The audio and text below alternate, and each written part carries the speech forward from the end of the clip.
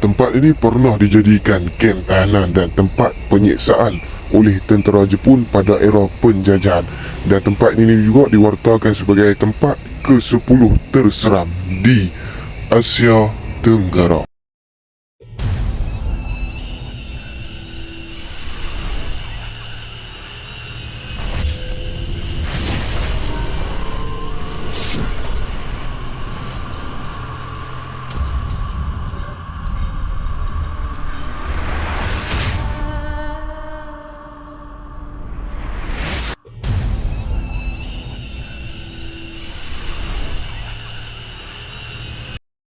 Baik, Assalamualaikum warahmatullahi wabarakatuh. Kembali lagi bersama saya di dalam SF Channel Explore. Tetapi kali ini kita ubah sikit segmen, iaitu di dalam segmen Pot Seram. Jadi seperti biasa, sebelum kita masuk ke dalam video, konten ataupun kisah kita pada hari ini, mohon bantuan anda untuk tekan tombol butang subscribe dan jangan lupa tekan butang notification, dan juga mohon bantuan anda untuk share, like, komen dan subscribe andai video ini menarik bagi anda. Jadi kali ini saya akan membawa anda explore satu kisah di tempat yang ke-10 terseram di Asia, iaitu Muzium Perang Batu Maung Pulau Pinang. Muzium perang ini seluas 20 ekar memiliki pelbagai perkakasan dan barangan bersejarah berkait dengan tentera British dan sekutunya semasa Perang Dunia Kedua. Ia menampilkan tempat kediaman tentera British yang biasa dilihat semasa Perang Dunia Kedua. Barang-barang ini ditempatkan di beberapa tempat di atas dan di bawah peninggalan kubu lama British. Pelancong boleh menjelajah melalui beret tentera, rumah masak lama, bilik tahanan terowong dan liang pengudaraan. Jadi inilah sedikit maklumat mengenai kawasan ataupun tempat yang ada di Muzium Perang ni, dan sedikit ceritalah permulaan mengenai kisah Muzium Perang ni. Jadi kita akan pergi lebih jauh mengenai kisah Muzium Perang ni.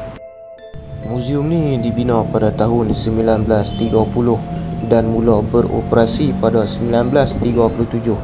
Kubur rahsia yang turut menempatkan tapak meriam anti pesawat dan kemudahan bawah tanah ini mampu menampung sehingga 1,500 anggota tentera pada suatu masa. Kedudukan strategik muzium ni berada di puncak Batu Maung setinggi 75 meter dari aras laut. Dia memainkan peranan yang penting sebagai pusat operasi tentera British ketika tentera Jepun menyerang Tanah Melayu. Menurut cerita dari pengurus Muzium Perang Batu Maung, Johari Syafi berkata, kubu itu direka anggota British Royal Engineers dan menggunakan banduan hukuman mati dari penjara koloni Empire British sebagai buruh utama. Selepas siap dibina dengan perbelanjaan berjumlah 216 juta ringgit Malaysia, semua banduan yang terbabit dalam pembinaan kubu tadi dibunuh bagi mengelak penyebaran maklumat tentang kewujudan kem itu kepada musuh. Namun pada tahun 1942, kubu pertahanan ni, iaitu yang milik British ni, jatuh ke tangan tentera Jepun selepas pertempuran sengit membabitkan lebih 1,500 orang tentera British bersama askar Punjab, Gurkha dan Melayu di kawasan sekitarnya. Tentera Jepun kemudian menjadikan kubu berkenaan sebagai pusat tahanan dan penyiksaan selama lebih 2 tahun sebelum menyerah kalah kepada tentera berikat pada 1945 sekaligus menamatkan Perang Dunia Kedua. Dan sejak inilah pelbagai kisah misteri dan seram dilaporkan menyelubungi persekitaran kawasan muzium terbabit, termasuk bayangan anggota tentera tidak berkepala, suara wanita merintih dan kelibat banduan yang pernah diseksa di kem itu. Jadi gangguan yang diceritakan ini dialami sendiri oleh Encik Johari dan para pekerja dia lah saat melakukan pembersihan di kawasan kubu ni untuk dijadikan sebagai muzium. Antara gangguan yang lain ialah bunyi derapan kaki tentera Jepun berkawat, bau minyak tanah segar dan kewujudan lembaga misteri antara kisah mistik yang masih berlaku di Muzium Perang Pulau Pinang yang terletak di lereng Bukit Batu Maung. Jadi pelbagai kisah misteri lah yang meniti di bibir pengunjung sebenarnya bukanlah hanya satu ilusi, sebaliknya kebenaran yang menjadikan satu-satunya muzium perang ini menjadi tarikan di Asia Tenggara sebagai salah satu destinasi pelancongan di Malaysia. Jadi dipendekkan ceritalah, dulunya asal awal mulanya yang menduduki kubu ini ialah British lah. Kemudian pada tahun 1941 tentera Jepun menyerang pula tanah Melayu, jadi mereka merampas kubu ini daripada tentera British. Menurut Encik Johari sendiri, terdapat 1001 kisah misteri lah di dalam kawasan kubu perang ni.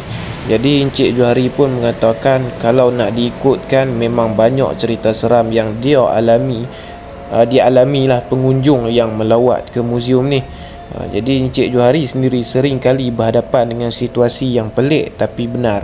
Di antaranya ialah Encik Johari mendengar siulan tanpa kelibat, ternampak imej lembaga bergambar dan suara-suara halus sudah kerap kali didengar dan dilihat 30 kaki tangan yang bertugas di muzium ni. Lama kelamaan mereka semua sudah lali dengan situasi ini dan masing-masing meneruskan kerja seperti tidak apa-apa yang berlaku. Dan di antara kisah seram di kawasan muzium ni yang terjadi pada Encik Johari ialah bayangan kelawar di atas kepala. Jadi Encik Johari menceritakan kembali pengalaman mistik dia. Tidak lama dahulu Encik Johari mengakui beliau sendiri pernah jatuh sakit selepas mengarahkan pekerjanya untuk memasang lampu limpah di sebatang pohon besar pada waktu malam. Encik Johari sendiri tidak sihat selama seminggu selepas itu, namun selepas berubat, kesihatan dia kembali pulih seperti sedia kala. Jadi Encik Johari anggap ini sebagai cabaran yang perlu dihadapi dengan cekal bagi memastikan muzium ini terpelihara dan sentiasa dinaik taraf dari masa ke semasa bagi memuaskan hati pengunjung. Encik Johari juga pernah ternampak bayangan seperti kelawar setinggi kira-kira 10 meter di atas kepalanya ketika sedang bermain paintball pada waktu malam. Percaya atau tidak, banyak situasi berlaku di hadapan mata sendiri namun tidak mematahkan semangat untuk terus kekal di sini dan menaik taraf kemudahan yang ada dari masa ke semasa, kata Encik Johari lah. Jadi pada masa tu dalam kawasan muzium perang ini juga ada disediakan permainan paintball lah. Dan banyak lagi tarikan-tarikan yang menarik yang anda boleh kunjungi di dalam kawasan muzium perang ni. Jadi disebabkan misteri yang menyelubungi muzium perang Batu Maung terbabit menjadikan lokasi itu popular di kalangan pengkaji sejarah dan peminat aktiviti paranormal. Pengkaji paranormal dari Amerika Syarikat, Indonesia, China dan Thailand gemar ke sini untuk menjalankan kajian berhubung aktiviti mistik yang berlaku di sini, katanya. Jadi untuk pengetahuan penonton semua, National Geographic turut menyenaraikan muzium ini sebagai salah satu dari 10 lokasi bersejarah paling seram di Asia. Jadi Encik Johari pun merasakan keadaan pelik itu menjadi salah satu keistimewaan bagi pengunjung untuk datang dan merasai sendiri pengalaman misteri muzium perang ini. Jadi untuk pengetahuan anda, di muzium perang ini juga ada menyediakan package night tour ataupun explore muzium ni pada waktu malam. Jadi sehingga kini masih banyak kisah pelik yang tidak dapat diceritakan, namun semua itu menjadi pencetus semangat Encik Johari untuk terus berusaha menaikkan nama muzium di mata dunia. Dan saya sendiri pernah hadir ke muzium perang ni dan masuk ke dalam dan merasai suasana dia sendiri memang aura yang agak kurang menyenangkan lah. Walaupun masuk pada waktu siang, terdapat banyak terowong, beberapa terowong bawah tanah lah dalam muzium ni, dan ada juga terowong yang masih belum dieksplor oleh pekerja-pekerja muzium, dan ada juga terowong yang ditutup dan tak dibenarkan masuk. Katanya atas faktor keselamatan, mungkin ada terdapat ular atau sebagainya di situ. Sebab semasa saya dekat muzium perang ni, ada satu orang, Mat Saleh ni, dia berlari ke arah saya dan menjerit, snake. Dia mengatakan yang dia ternampak ular. Jadi saya pun pergi melihat yang memang benar ular ada di situ, ular senduk ataupun tedung kalau tak silap saya, dan terus ular itu berlalu pergi. Dan kemudiannya satu lagi kisah semasa saya di situ, bila ada satu kawasan yang di tempat tu merupakan bilik mayat, dijadikan bilik mayat lah pada zaman era penjajahan tu, dan dekat bilik mayat tu ditumbuhi oleh pokok yang sangat besar di atas bilik mayat tu lah. Jadi ada yang berpendapat bahawa bilik mayat itu ataupun pokok itu tumbuh kerana baja daripada tubuh badan manusia yang disimpan di dalam bilik mayat pada era penjajahan pada waktu tu. Dan andai tanya pendapat saya semasa berada di kawasan Muzium Perang tu, bagi saya kawasan yang terasa aura yang agak lain macam dan menyengat adalah kawasan yang pokok tumbuh pada bilik mayat tersebut. Sejauh mana kebenaran dan misteri ini, wallahu a'lam.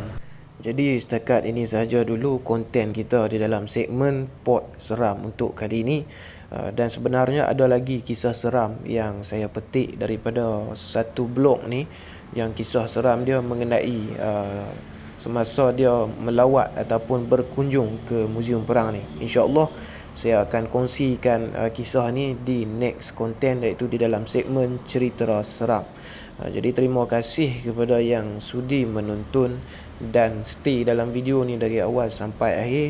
Saya doakan moga anda dimurahkan rezeki dan diridai oleh Allah Subhanahu Wa Taala. Dan jangan lupa untuk tekan tombol subscribe dan butang notifikasi supaya ada video terbaru anda akan dapat info mengenai update video yang terbaru. Terima kasih kerana sudi menonton. InsyaAllah kita akan jumpa lagi di lain masa. Andai ada anda semua ataupun para penonton mempunyai pengalaman seram di kawasan ini, boleh diceritakan di dalam komen dekat video ni lah. InsyaAllah kita jumpa lagi. Assalamualaikum warahmatullahi wabarakatuh. Jangan biarkan mistik anda menjadi mistik yang plastik.